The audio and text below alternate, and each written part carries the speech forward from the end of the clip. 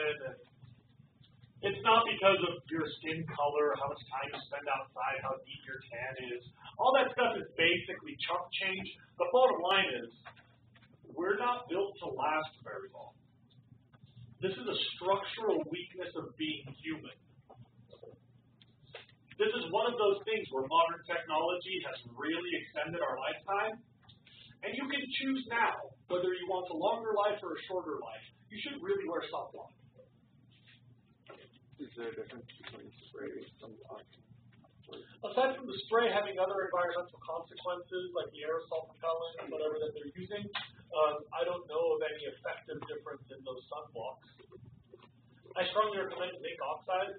It's really expensive and it gets kind of rigid, but it lasts forever. A little tiny dab gets your whole body and it stays on longer. Zinc oxide. Okay. B, please look up. Almost all of it is blocked, about 99%, but this is critical to your understanding of the unit. The only thing that blocks ultraviolet B is ozone, nothing else. It just so happens that the size of the ozone molecule is precisely the right size to match the wavelength of ultraviolet B. So there's almost nothing else in the atmosphere that will block ultraviolet B, and without ozone up there, ultraviolet B hits the Earth more. What about sunscreens that block ultraviolet B? That helps a lot. But the effectiveness of sunblock to block B is much more marginal. So as a percentage of ultraviolet that's blocked by sunblock, almost no A can get through the sunblock, but some of the B still does. Please look up, because it has more energy, it causes more harm. But also, because it has a shorter wavelength, it tends to mess up the outer layers of your skin before reaching the living stuff below. So interestingly, ultraviolet B is primarily responsible for sunspots because it doesn't really get deep enough to tweak your living skin cells. It tends to usually have an impact on skin cells that are more shallow and more likely to be dead. So it's like those freckles. So there's this big misconception about what a freckle is and what a sunspot is. It's my understanding that freckles are not developed with age. That when people say that they've developed freckles, they're just getting a deeper tan that makes their freckles more obvious. But the freckles that you have are, I think, the ones you were born with, and then as opposed to freckles, which you're born with, sunspots develop with aging. Like my skin is really spotty. When I have a really strong tan, my forehead is like really, really spotty. I totally see it. And that's really severe harm. That means I'm also much more likely to develop skin cancer in my forehead. Because I obviously have a history of ultraviolet hitting my skin. So B is only blocked by ozone, and B causes worse harm, but it's usually shallower, so you get sunspots. Rarely, ultraviolet B can get deep enough to cause cancer by hitting living cells down below. Yeah.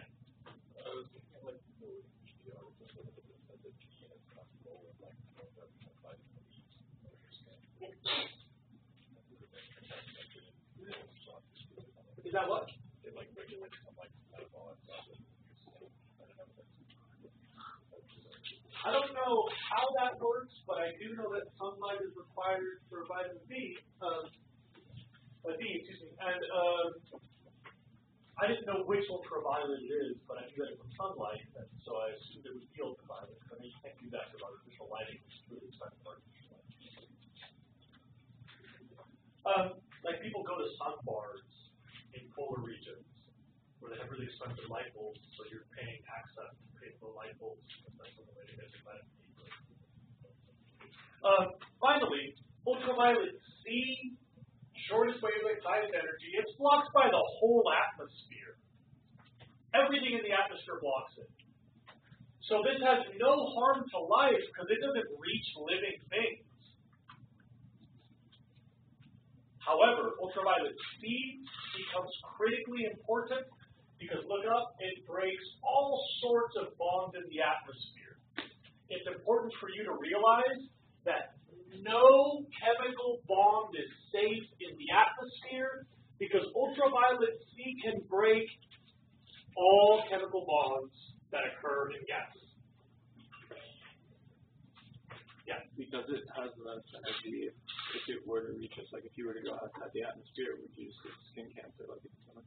You would not get skin cancer. You would sizzle into gases. Ooh, that's worse then. Oh, yeah, that's worse. A little worse than skin cancer, yeah. You would go, and then you'd be gone. Jesus, that's pretty exciting, right? This is why the face shield on the astronaut mask is like a $3,000 piece of glass. Okay, yeah, that makes sense. Have you guys seen glasses and sunblock that protect you against ultraviolet C? No, wouldn't that be ridiculous? Total scam. There's none down here. Unless you plan to be an astronaut and take that stuff out to space, you're not going to need it.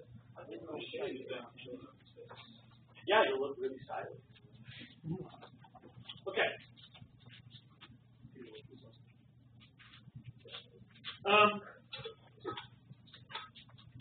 So I guess that's enough about ultraviolet. Key distinction. A is the primary cause of skin cancer because it comes so much down to the earth. B is actually more harmful, but that means it usually runs out of steam on shallower skin, causing sunspots. It's actually rare for B to get deep enough where it can actually cause cancer. And C is blocked by everything in the atmosphere. It's not relevant to you and me because we're down here. It is relevant to atmospheric chemistry because it breaks all bonds. Anybody want to talk about ultraviolet? Yes. Wait, so like, we watched like the video on Australia. Yeah. So that was Right. And so what you really notice in Australia is like incidence of skin cancer went up in a statistically significant manner, you know, like 10, 20% worse. But sunspots are like off the charts, yeah. So dermatologists like all want to go to Australia. Okay. If we made sense of all of that, the core of today's lecture is about those two things, making ozone and breaking ozone. But before we can do all of this, there are three realities of the atmosphere you should know, and I've got these numbered in case you want to write them down.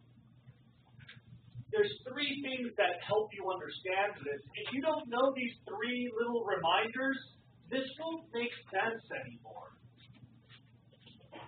So let me give you those three reminders. Number one,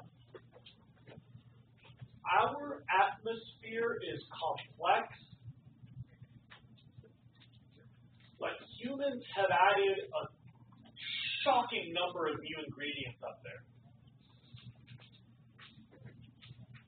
Because of day and night, because of seasons, because of temperature changes, the atmosphere is a dynamic place, but humans have added even more complexity. There's all sorts of new stuff up there. It's like starting with a really fancy, complicated car and then adding a bunch of new, strange modifications. That's our atmosphere today.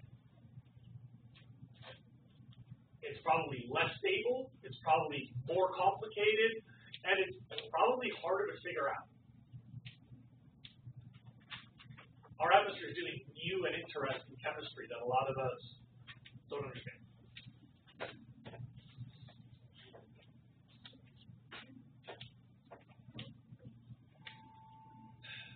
Number two, oxygen is everywhere in the atmosphere. There's a lot of oxygen up there. Here's a funny thing. When people do atmospheric chemistry, they don't even write oxygen as a reagent. It's just assumed by the products. So please look up. If I am an atmospheric chemist, I would write it like that. Because it's just an assumption that there's oxygen there. An atmospheric chemist wouldn't even bother to write those. Because it's just obvious. It's just oxygen stuff that's just happening all the time. Oxygen is just always an ingredient in the atmosphere. There's a lot of oxygen up there. So pretty much whatever's happening, there's an oxygen right nearby. And so you can react with oxygen. Anytime you're doing anything in the atmosphere, there's just oxygen nearby. Remember that. Because a lot of kids say, where did that oxygen come from? And I'll have to remind you, well, we're in the atmosphere. Yeah. When people climb really high, that use gas mask. That's just because it's not exposed to it. Yeah, I mean, for you and me, we need a high saturation of oxygen. And our bodies are really finely dialed for that oxygen content. If you get below 80% of your current oxygen level, your body starts to have problems.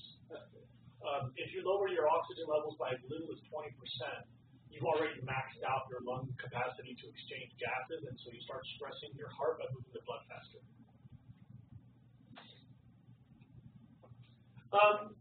Number 3, the last thing you have to remember for this to make sense is Hofbrinkel. Like I told you before, these are the diatomic gases.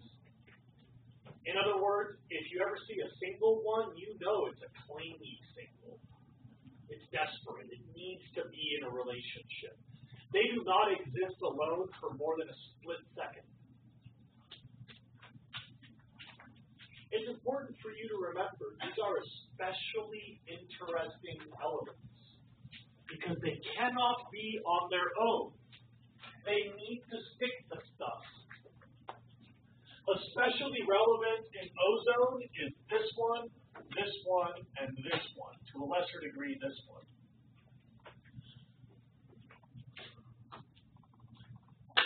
Remember that so far in my class, we said nitrogen, oxygen, but now we might get to do something sort of unique.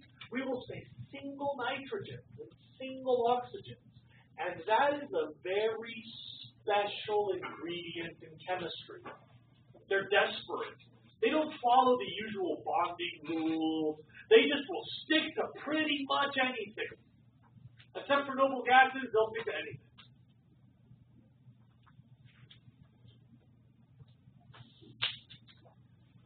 Okay. Anybody want to ask me about those 3 rules of the atmosphere? This would be the right time because things are about to get really intense. I'm here to help. Okay, fine. I'm not here to help. Yeah. Does it say carbon? I can't read that. I'm very long. Carbon tetrachloride. Okay. CCl4, if you want to start that. Okay. Making ozone is pretty simple. Please look up. Because oxygen is everywhere, if the sun is out,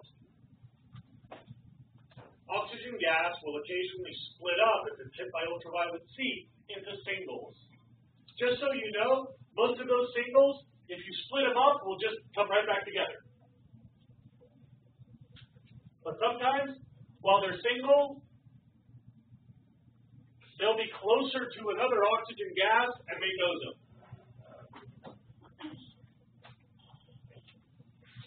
You can imagine, if we have this scenario,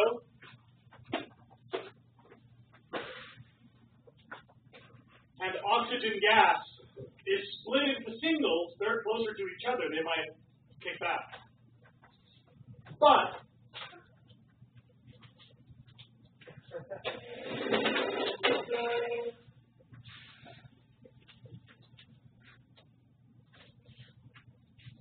if we have this scenario and ultraviolet C breaks us up, we can could get back together, or I could say, sorry, brother, close it, and we make ozone. Yeah, what was that?